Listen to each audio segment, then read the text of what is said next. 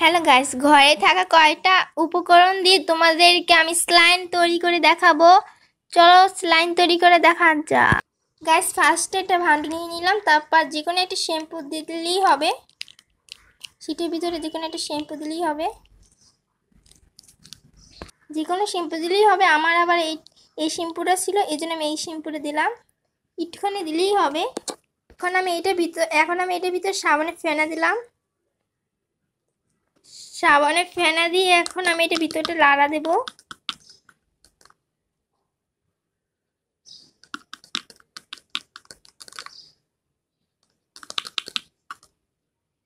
Guys, এটার ভিতরে এখন আমি 2 চামচ পানি দেব।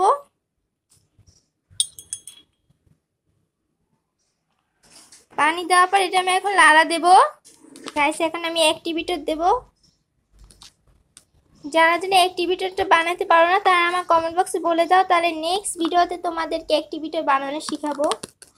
এটা তোমার অ্যাক্টিভেটর এটার ভিতর দিতেই হবে। এখন আমি লাড়া দেব। এটা কতক্ষণ লাড়া দেব এটা। গাইস, এখন এই লিকুইডটা বানানো শেষ।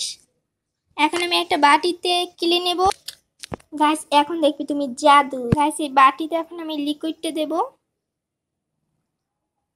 অল্প দিলেই হবে। এখন এটা আমি কতক্ষণ লাড়বো, তারপর দেখে কি সুন্দর স্লাইম হয়ে যাবে।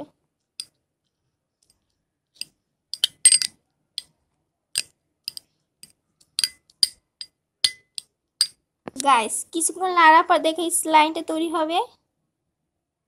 গাইস, এই স্লাইমটা কত সফট দেখো।